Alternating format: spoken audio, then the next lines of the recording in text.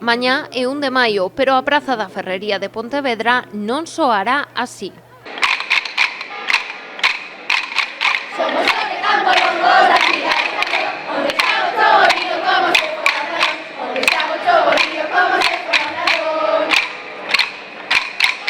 Por segundo ano consecutivo a pandemia obriga a cancelar a tradicional Festa dos Maios. Non haberá concurso, nin cantares, nin mostra das diferentes estruturas que os participantes preparan para a ocasión, pero sí haberá uns representantes de luxo.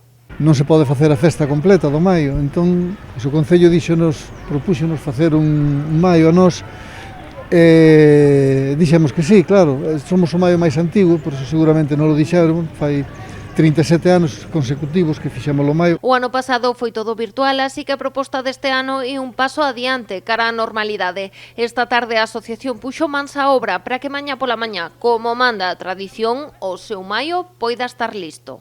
E estamos coa estrutura, xa a última hora pois teremos posto fiuncho probablemente, e mañán albiarémolo, polleremos as flores e todo o que lle falta. Entón, o maio de Pontevedra vai cheo de fiuncho, todo arredor, enchese ben de fiuncho e por riba do fiuncho pois leva laranxas, ovos, flores. O Concello combinou esta iniciativa cunha exposición nos escaparates de algunhas tendas do centro de Pontevedra que recordan como era esta cita antes da pandemia, porque o fundamental é que a Festa dos Maios non se perda. Foi unha boa idea, pensou por parte do Concello, porque é un xeito de volver a empezar outra vez unha tradición que estas cousas se as paras, é o problema que teñen, páralas e unha vez que as paras parece que vos costa volver a coller o ritmo. O maio de Campaño estará exposto na Praza da Ferrería ata o domingo, un exemplar que recibirá a primavera como manda o costume. Tampouco faltarán as típicas coplas, e polo que puidemos ver nun pequeno adianto da súa crítica e do seu humor ácido non se libra nin o coronavirus. Hai moita Vitoria Abril que lle gusta dar a nota,